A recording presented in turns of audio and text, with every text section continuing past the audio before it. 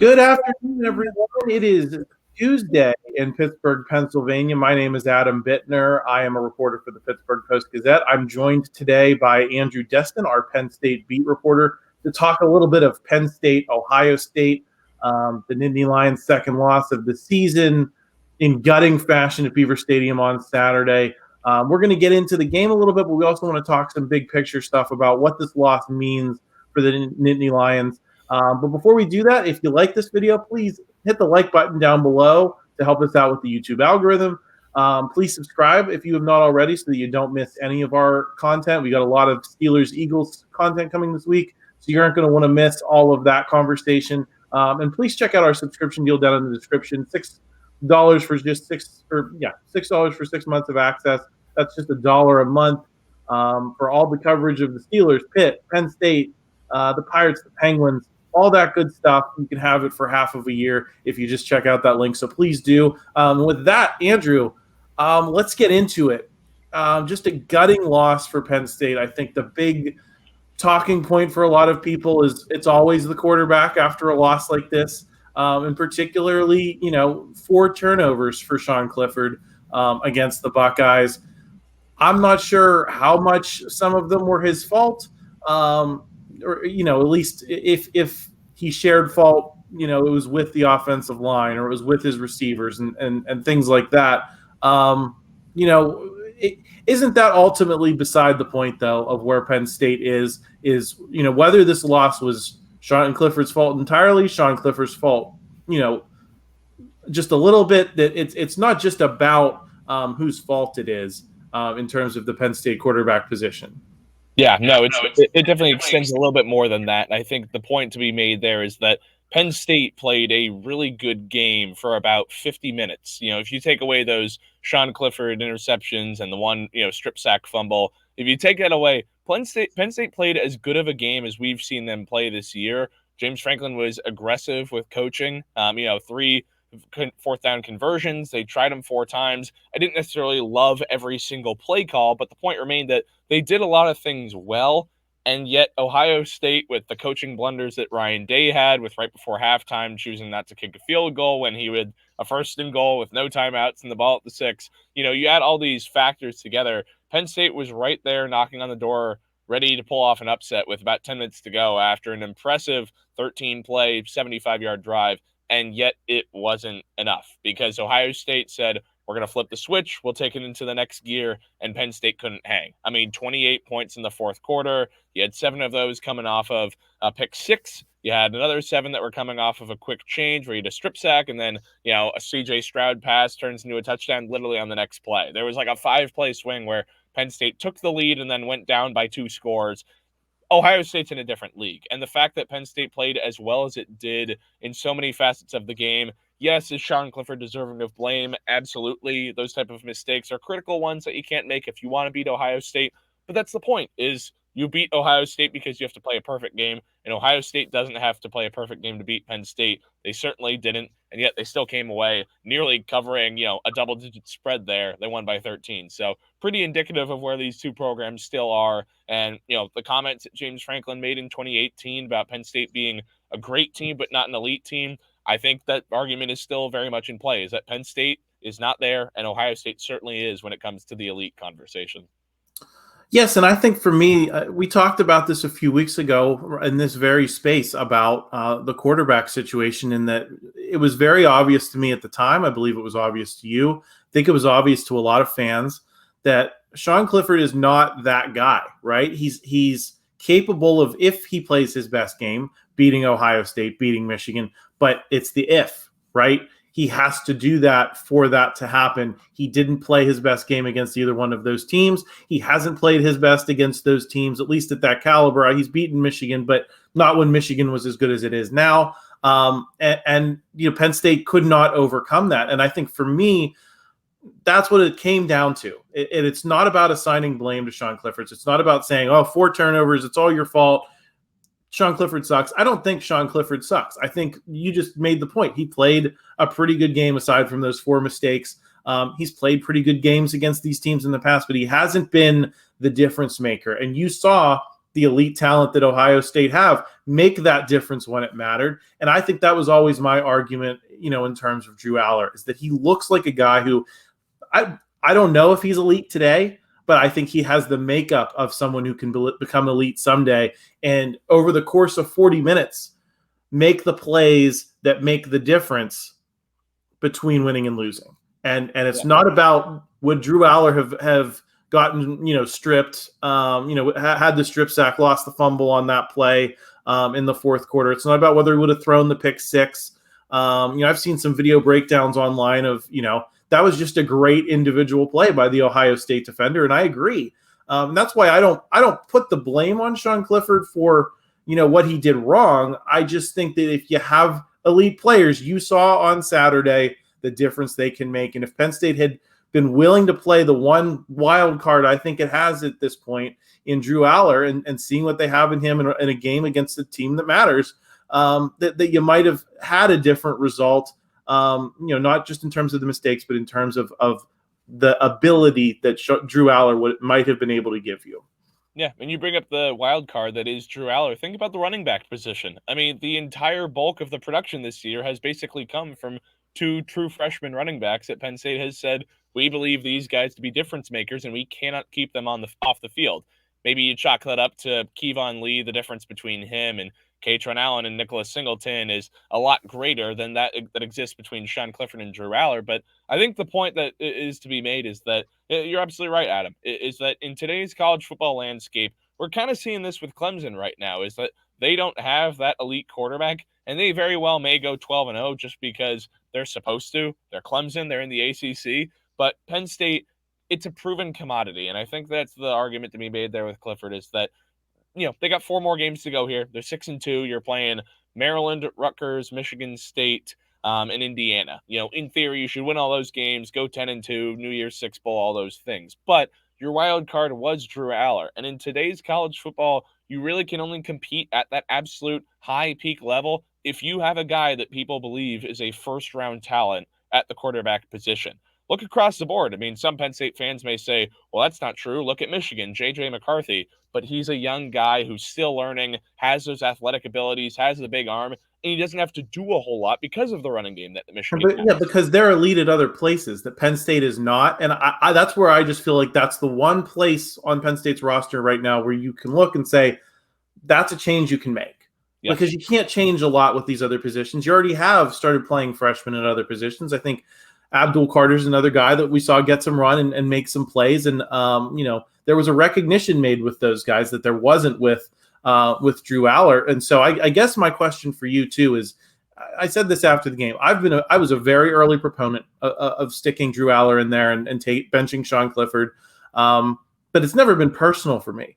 It's just a matter of like looking at the results over 4 years. I did the math the other day. I'm 32 years old. That means Sean Clifford has been on Penn State's roster for almost 20% of my life. Out of every 5 days, Sean Clifford has been on Penn State's roster. So he, you know what you're getting from him. Isn't that kind of more on the coaches than on Sean Clifford? What's Sean Clifford supposed to do? Is he just supposed to self-bench, and say, I don't have it, coach? He came back for a reason. He believes in himself. He showed guts. He's shown guts the whole time. He showed guts all, through the second half of last season when he was clearly hurting pretty badly, after that hit at Iowa. And he was, at that point, he was the guy keeping that offense going other than Jahan Dotson. But it's a different situation now. So don't you have to put it on the coaching staff? And I'm a James Franklin fan. I think he's pushing Penn State out of the 80s in a lot of ways. And I think that's good, but this was an important decision. And it's very likely that if he had gone with Drew Aller, you'd be in the same position anyway. Yeah. I think that's the big thing for me. Yeah, I think so, because I think you have to pin on the coaching staff a little bit, because James Franklin has said it before that he, calls himself loyal to a fault. Well, I think here is your loyalty to a fault would be that the right answer in my mind before this season would have been, it's very honorable of Sean Clifford to come back. He was a 3-year captain. Now he's a 4-year captain, to say, hey, come back to the program. We'd love your experience. but that's not what was the right answer for progressing this program forward. Because as much as fans might be happy with 10-2 this year, and then maybe let's say winning an Orange Bowl game, and then you're 11-2, as good as that might look on paper, that does not get you in a better position in 2023 to beat either Michigan or Ohio State.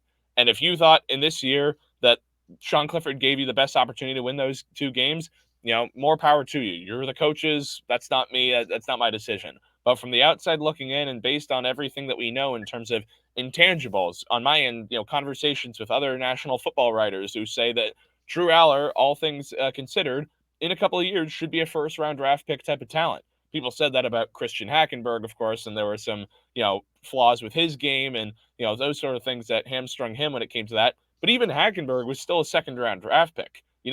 Got to believe it's hard to believe that Sean Clifford will be that type of guy come April for the 2023 NFL draft. So to me, this all really stems back to, did Sean Clifford really give you the best chance to win? I don't know. It definitely didn't help you for 2023. So to me, I think you definitely can pin this on the coaching staff a little bit. I will give credit to Mike Yurcich's offense, though, for the game plan that they had against Ohio State, because I thought that was radically different than what was the case against Michigan. It was a lot more of getting the ball out quick, making sure that Ohio State pass rush wasn't as involved. And maybe that can be chalked up to a couple of balls we saw batted down at the line of scrimmage was because, the one pick, the pick six, those were plays where the defensive linemen are a little bit more involved than usual. They're not just, putting their ears back and rushing the quarterback. But either way, I think you can pin this a little bit on the coaching staff, because I don't really know if Sean Clifford gave you a better chance to win these games. It's just such a proven commodity, and you look at the stats over time. I mean, Clifford ends his Penn State career at 0-4 against Ohio State, and last year you could make the argument that he had his best game against Ohio State, and it really didn't matter because he wasn't quite good enough, and the rest of the team wasn't good enough around him. But a five-star quarterback, that can make a difference. That can elevate a team from being a 7 or 8 win team to all of a sudden being in the national championship picture before. And obviously Clemson has developed more as a program in years prior, but when they had guys like Trevor Lawrence, there was a great supporting cast around him, but Lawrence took them to the next step. Could Drew have done that against Ohio State? I'm not certain. I don't really know for sure. But we would have liked to. Know. Yeah, we'd like to know. I think a lot of people would have liked to have known and felt like you played every card you had on this season, because this does look like it's a pretty good team. And maybe you're right. It's not on Ohio State's level, but that doesn't mean you can't beat Ohio State and then put yourself in a position where you can't be denied, right? If you're 11-1, let's say Michigan beats Ohio State and wins the Big Ten, and you're sitting there at 11-1, didn't go to the Big Ten title game, but you only have one loss to the team that might be number one in the country at that point. And so you're in the mix for the college football playoff discussion. You're getting all that oxygen in the media. Players are getting excited. Recruits are getting excited. There's momentum around your program because you got that big win. And maybe, we all know that they're not on the same level as a program, but it's not always about that. And we learned that in 2016 as Penn State was able to vault from being a team that was just kind of existing following the sanctions related to the Jerry Sandusky scandal to being considered a national power, to having its coaches being hired by every program in the country. Joe Moorhead being hailed as a visionary for the sport. That's what happened when Penn State, all they did was beat Ohio State. That's all it took. And I think Saturday showed Penn State could have won the game. Whether that puts them on the same level, it's kind of beside the point. I wanted to ask you this before I get into what 10-2 and kind of look forward. I want to look back a little bit on James Franklin's comments last week, where he stared out at the media room in pointing out that Sean Clifford was the Big Ten Player of the Week against Minnesota. Does James Franklin think his beat reporters are against him? Because to me, they are still the only people at this point, with the exception of a few fans on Twitter, that seem to still want to stick with Sean Clifford and still believe that that's the right path for this program. Given that there's not a whole lot left to lose at this point, what's going on with that dynamic, and who does he think the criticism is coming from? Because it doesn't really feel to me like it's coming from the reporters in that room. No, I think it's more, I think you're onto something there, Adam, for sure, is that a lot of questions in the way they've been framed have been from the perspective of, James, what do you say to the fans who are clamoring for Drew Aller to come in? I don't think it's ever really framed in a manner of, I think that Drew should be starting over Sean. It's not coming from that directive So I think that's kind of the manner behind it. But I think the reason Franklin has taken this approach is more because to him, it seems like there wasn't much of a choice. Whether that's because that's the face he's trying to put in front of the public, or whether that's what he truly believes, I don't really know. But to him, it also almost seems like it's an offensive question, as if why is that being asked? Because Sean is our guy. Sean has been the guy the last 3 years, been with the program the last 5, now here in year 6. It almost comes across in that manner as to like this question doesn't deserve to be asked. Drew Aller is he's still in his teens, and Sean Clifford is 24 years old. Like that, there's no conversation to be made there. But I think that's where I think you can kind of draw the conversation back to the coaching, is that this position shouldn't really exist in my mind, in that Clifford should have probably moved on from the program. And I think I made this comment to one of the other reporters, is that I was talking about how Sean Clifford is, from Cincinnati, from Ohio. Last year, Cincinnati had a great quarterback in Desmond Ridder, who went on to the NFL. To me, it would have felt like a natural progression, and this is just one program, but like for Clifford to go to, a group of 5 team like a Cincinnati after playing the long career at Penn State, ride out the extra year of eligibility there, put up great stats against lesser competition, and put yourself in a better position for the NFL draft. Maybe I'm wrong in that 10-2 with a Big Ten team with losses to Ohio State and Michigan is better on that front.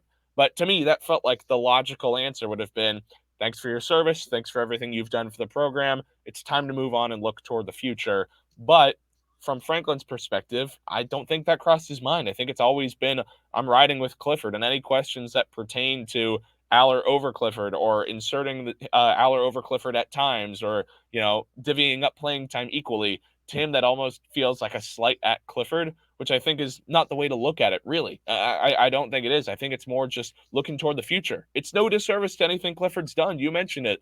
The grit, the determination, the gutsy performances he's put in over the years. Is he a 5-star caliber talent? Does he have that arm strength? No, that's not, an indictment on him.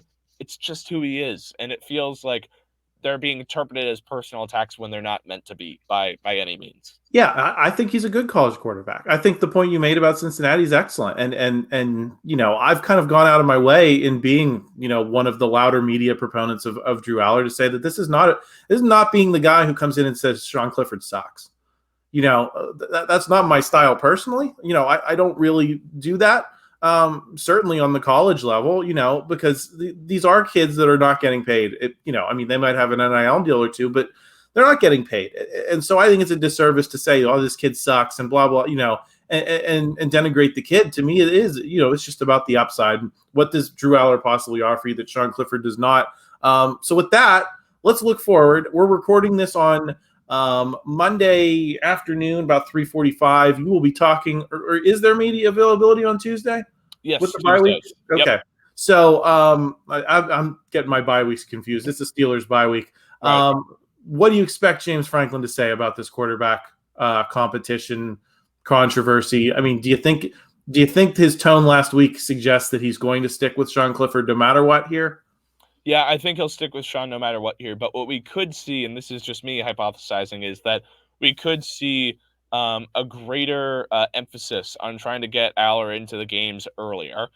Before the Michigan game, my thought was, okay, Penn State has to get down by 3 scores for it to become Drew Aller time. That was what happened, but it was after Clifford left with what was an apparent injury. So, that's kind of have to rule that one out. But I think what we could see is, and especially so in the Indiana game, because Indiana now, their top wideout is out for the season. They've really struggled recently. They had a great win on their resume still with beating Illinois in the season opener, which every week just looks like so much better of a win. But this is an Indiana team that's reeling. It's coming off a bye week, and it's, not in a great spot as a team. If you're James Franklin, I truly think it should be as early as if you go up 17-0, you go up 21-0, it could be Drew Aller time in the second quarter. That's how early I think we're talking, because Franklin has said publicly he would have liked to have done that against an Ohio, against a Central Michigan. It just didn't work out that way because Penn State was too close in those games. It didn't turn out the way they wanted to. But, these are teams, Indiana, Rutgers, these are teams that if Penn State plays to its capabilities, we'll see much more of Drew Aller than just it's garbage time fourth quarter, get him in there. I wouldn't be surprised if this is a situation where it's like Michigan State and Maryland, assume those games are kind of close. Clifford plays the majority, if not all of those games. But Indiana Rutgers could be Drew Aller gets a full game of game action where he gets the entire second half or something like that. So I don't know if James will answer in that manner tomorrow, but I think he'll continue to stick with Sean. But I wouldn't be surprised if moving forward, there's more and more of an emphasis on, hey, we got to get Aller game time because clock's winding down. There's 4 regular season games left in a bowl game. And come 2023 for that season opener against West Virginia, he's the guy. Got to get him ready a little bit more. He's gotten game time, but now as they head to the back end of the schedule where it's more resemblant of the first 5 games versus these last 3, getting him legitimate snaps is going to be important. I don't know that he'll say it, but it's going to be important, and I think they really need to do it. Yeah, and I think that leads into my next question, which is I've seen some people arguing still on Twitter that you got to finish 10-2. You have to finish 10-2. Like there's no other option than to finish 10-2. And if Sean Clifford gives you the best chance to go 10-2, then to hell with everything else. My question for you, Andrew, is what is 10-2 really worth? I look at how many opt-outs Penn State had from the Outback Bowl last year, which is, granted, it's not a New Year's Six bowl, but it is a New Year's Day bowl. It is a very prominent TV slot. There's a lot of people who watch the Outback Bowl while recovering from the night before, a little bit hungover, before they move on with their New Year's Day. It's a big game. And Penn State had 6+, I think, defensive opt-outs. I think we saw in a New Year's Six game locally a year ago, Pitt was in the Peach Bowl, and Kenny Pickett opted out of that one. So did Kenneth Walker, who's now with the Seahawks. It wouldn't shock me that if Penn State's in a game like that, to see some of these guys who have pro aspirations saying that we're not sticking around for this. This game doesn't matter. It's one of those things. I keep coming back to like 80s logic with Penn State. And in 1986 or whatever, that was a national championship. 1988, let's use that as an example. It would have been great for Penn State to be in a New Year's Six bowl, in one of those big games. I don't know that in this age of college football, in this kind of purgatory that we're in between the 14 playoff still being in effect and the 12-team playoff being imminent, I don't know how much it means, and I don't think framing your future in those terms is intelligent. That's not to say that you shouldn't try to win those games, but it is to say that if you give Drew Aller a chance in a meaningful situation where he has to win the game, and that's the only option, that's good for development. And if you have a freshman play like a freshman in one of these games, wouldn't you rather have that now than next season? Yeah, no, absolutely. And I'll go back to show my local ties a little bit on this one with the rivalry with Stanford and Cal. It was always said to me by people who went to both schools every year that the only game that mattered each year was whether you beat the other team. If Stanford beat Cal, if Cal beat Stanford. I relate to this because 10-2, 9-3, it doesn't matter much here because you didn't beat Michigan, you didn't beat Ohio State. Those are your benchmarks, those are your measuring sticks.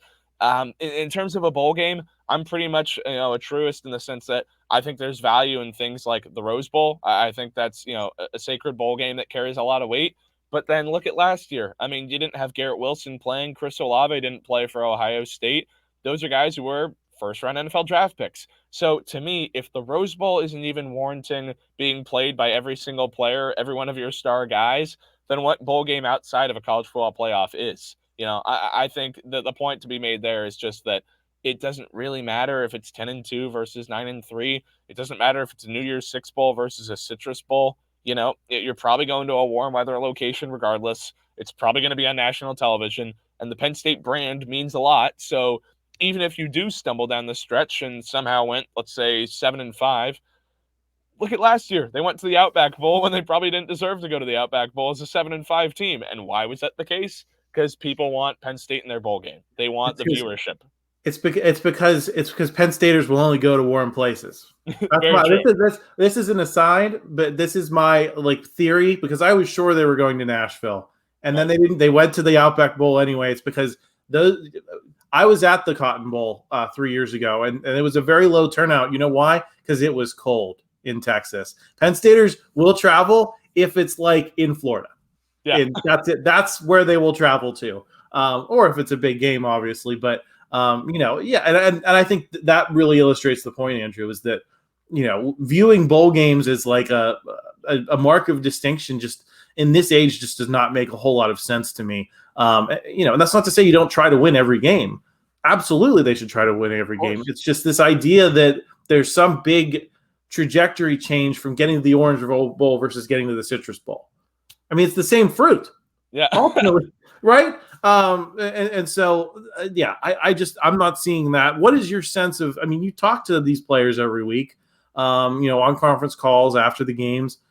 What's your sense of how much they're going to care about 10-2 New Year's Six Bowl? I'm not going to say James Franklin has the risk of losing the locker room, but is it just not the same as it seems like it might be externally?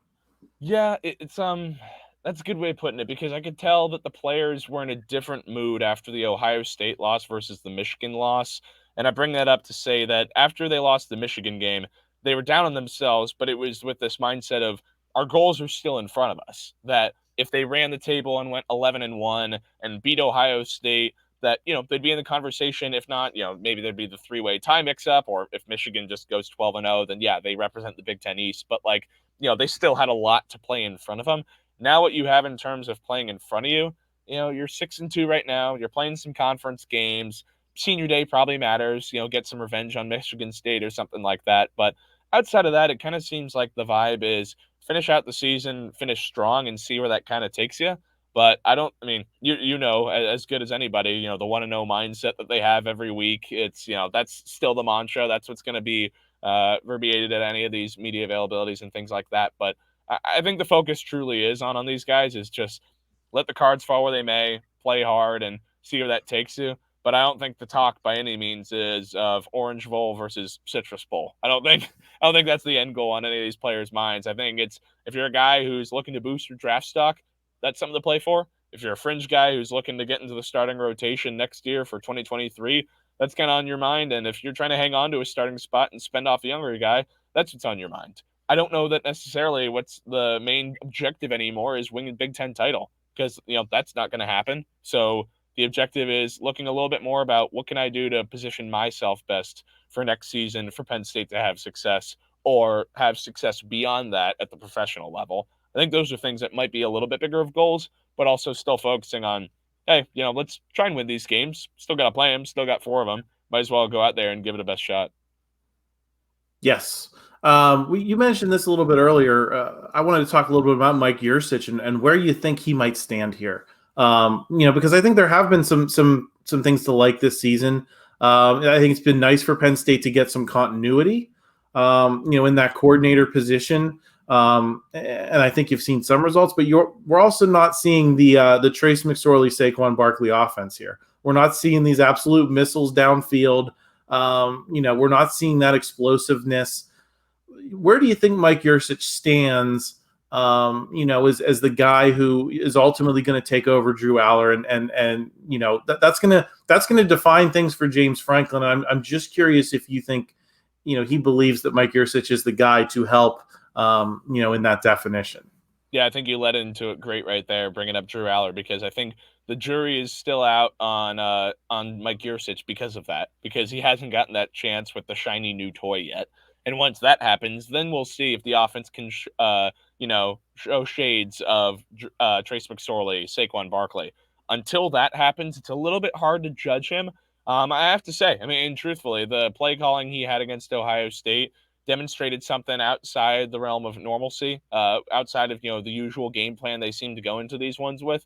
I think he's continuing to learn about how to call Big Ten games. Obviously, he had the experience being a coach at Ohio State, but for a long time, he was at Oklahoma State, where the offensive idea, right, was spread the ball out, throw it vertically down the field.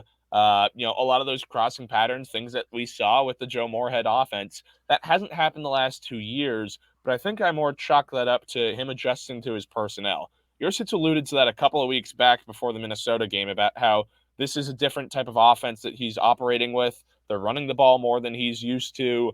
He's playing to those kinds of strengths and personnels. He's adapting. He's adjusting. With Drew Aller, I think there's going to be less of that adapting and adjusting, and then we'll have a better idea of if Mike Yurcich is the right guy for this offense as well as for Penn State moving forward, because I think Aller has the skill set that matches up with what Yurcich wants to do, which is attack the ball vertically down the field. But given the current skill set, and that's not just on Sean Clifford, I think that's on the receiving core too, because as good as Parker Washington was against Ohio State, there are some physical limitations there. He is not a 6'4" receiver. He's not the largest guy by any stretch. he's probably going to be an NFL slot guy, right? If that's your wide receiver one, it's hard to be as aggressive down the field. So you couple those things together, I think next year's really interesting because you got some younger receivers, freshmen like Omari Evans, Caden Saunders, that as they get more playing time and Mitch Tinsley departs and maybe Parker Washington does if he goes to the NFL, you have the big tight ends who Theo Johnson will probably be back. You have him in the middle of the field. Maybe Brenton Strange moves on at tight end. But if your receiving core is a couple of young guys who are bigger bodies, more athletic individuals, Johnson in the middle and Aller as your guy slinging it down the field, it could be a little bit more resemblant of the offense with McSorley, Gesicki, Godwin, Barkley. It could be more like that. We won't know until next year, but I think Yurcich, I think he might be the right guy for this because I think the offense they're running right now is not his bread and butter. He's making do with it. He's adapting to it, but it's not truly his offense. This isn't Oklahoma State put 60 points on the board offense right now, but that's what he wants to run. So could be in store. Yeah, I think it's going to be interesting to see. I think, you're right. He's had the limitation of Sean Clifford at quarterback. I think last year, I think there needed to be a year of development because at the time I didn't think they had 5 guys who were good college football players, and the results reflected that. And now you're seeing that they have more guys who are good at their jobs, and the results have improved, even if you're still not good enough to beat those teams. So yeah, I think you set it up well. I wanted to ask you about the other coordinator as well. Manny Diaz is a hire Penn State's really never made before. A big name from outside the program to run the defense. We've seen some bigger names, come through at offensive coordinator under Bill O'Brien and James Franklin, but this was the first time they've ever done this on defense. And, we've seen them buckle at critical moments, but they also have a ton of young players. What's your sense of where this defense is? Are these results more that, this is a young unit in a lot of spaces other than, maybe the secondary, or is it reasonable to have expected more, from Manny Diaz this year?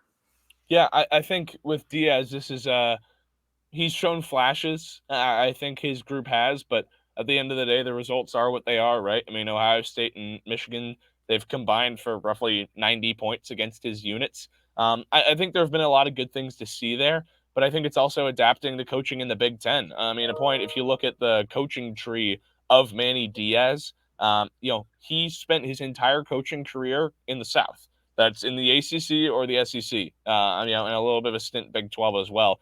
Playing Big Ten football, being involved in that is something that I think he also has had to get adjusted to. And I think there was no result that was better indicative of he needed to get up to speed than the Michigan game because it became, Jim Harbaugh ground and pound football running it right down your throat. And I don't know that he was particularly ready for that or, that his scheme was. And maybe that's also due to the personnel that Penn State wasn't, quite ready and up to speed to being able to compete with Michigan's running game. That might have been it too. But I think, like you said with Juricic last year, of it being his first year in an adjustment period, I think that's the case with Diaz too. But he's also shown that, against an Ohio State, he's willing to do some different things, show unique coverages, pull all the tricks out of the bag, which he does on a frequent basis. But against Ohio State, maybe that matched up a little bit more because of how much they throw the ball. And also, Penn State's defensive line, that's as good as they've looked all year at stopping the run. I mean, they held Ohio State to less than 100 yards rushing. So I think there's a lot to be excited about there. I think there were some mistakes that happened this year that maybe coaching-wise, he wasn't quite where he wanted his team to be, and part of that is personnel. I think it's no secret that the linebacking unit has been the weak link, you could say, of Penn State's defense, outside of the flashes from an Abdul Carter and how well Curtis Jacobs has done. But some of these other guys, whether it's the physicality, whether it's the speed, it's just not quite there where it needs to be for his defense as well as for a Big Ten defense. And I think that's inevitable when you mention all the guys who sat out of the Outback Bowl last year. So much of the heart and soul of Penn State's linebacking core last year graduated. I think it was kind of inevitable we were going to see something like this where the linebackers struggle at times, and there have been good moments and flashes, but it's been youthful big moments and splashes. So I think a key theme to watch for next year is how does Abdul Carter develop, and does Curtis Jacobs stick around, because he's now draft eligible and very easily could walk as well. And if he leaves, then that could set the stage for another year of the linebacking core being in kind of a year of transition. Yeah. I think, the thing to me is sometimes defense is a feeling. And I have never really had that feeling about this defense. there's been reason to be hopeful based, you look at the scoreboard and you see the results, but then you also just want to see them dominate sometimes. And I feel like they've never really had those stretches of just pure dominance against some of these teams that they should be dominating. Just getting into the backfield, creating havoc, forcing turnovers. And I think that the absence of that against, some lesser teams kind of manifested itself against Ohio State, because there were moments in that game where I said, hey, you get a turnover here, this game's over. And if you can set this offense up with a short field, I feel like I say the same things about the Steelers. It's like, if you set the offense up with a short field, maybe you can get that killer score. And that's something that I never really got the sense was coming. It's kind of like the same way I feel like with the Steelers offense. They've lost that little feeling where you believe that they're going to drive down the field and win the game like they did with Ben Roethlisberger so many times. I think that's my big concern with the defense moving forward, is how do you get that back? Andrew, adding up everything, is Penn State still the third? Let's consider USC in this conversation, because I think that makes it a little more fun. Is Penn State still the clear number 3 in this Big Ten?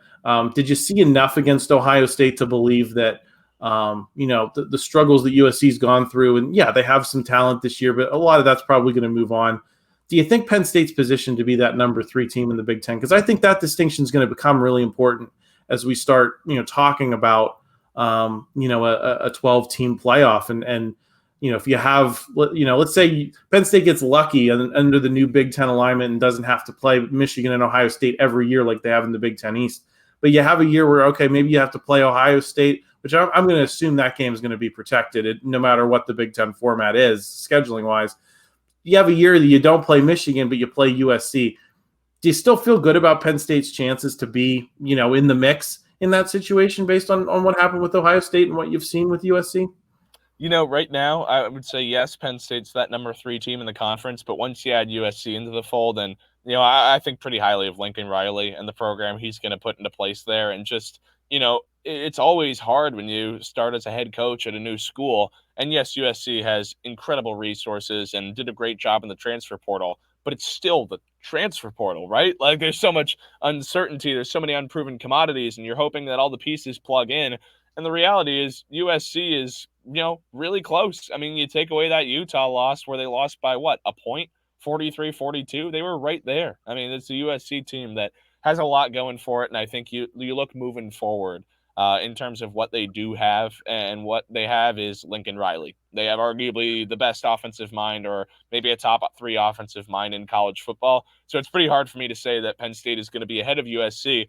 And then you add in all the other advantages. I mean, USC for years has been down with Clay Helton and been hamstrung by him being the head coach. They weren't quite up to speed. But think back to when Pete Carroll had that team firing on all cylinders. I mean, that was the leader of college football. Penn State has not been the leader of college football in 40 years. And you wouldn't even say in the 1986 championship games in 1982, both of those were upsets, beating Georgia, beating Miami. Like, they've been a very good team, but USC has proven and shown over the years with national championships in different decades, different timelines, that they're at a different level. And with Lincoln Riley there right now, it's pretty hard for me to believe that Penn State's going to be the consummate favorite over USC to be number 3, because I don't even know that USC is number 3. I mean, you give it a couple of years, they could be right there on par with Ohio State as a 1A, 1B. I think this inclusion with them in the program, it's going to elevate the level of the Big Ten, and it's only going to improve USC's recruiting, because it'll be, hey, you're a Southern California kid, you can stay at home and you can play against the best in the Big Ten, or at least, one of the best conferences in the Big Ten. Yeah, absolutely, Andrew. Right there with you. Thank you so much for joining me today. Lots to talk about. Hopefully we'll get some more chances before the end of the season here. Yeah, it was an absolute pleasure. All right, we will please stay tuned to Post-Gazette.com's YouTube channel. We'll have a lot more on the Steelers this week. And Andrew, I believe you'll be back Thursday with Noah for the college football show, right? Yeah, absolutely. Got a lot to talk about. 2 teams coming off of losses. Don't know Penn State versus Pitt. Which team's in a better spot right now? I think I'm choosing mine, but maybe Noah will give me an argument on that one.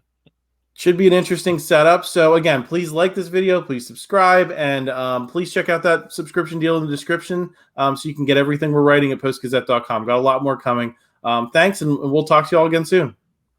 Thank you for checking out this content from Post-Gazette Sports. If you liked the video, please like it and subscribe to our YouTube channel. If you enjoyed it on Apple Podcasts, please rate us 5 stars on Apple Podcasts. For 6 months of digital access to post-gazette.com for just $6, click the link down in the description.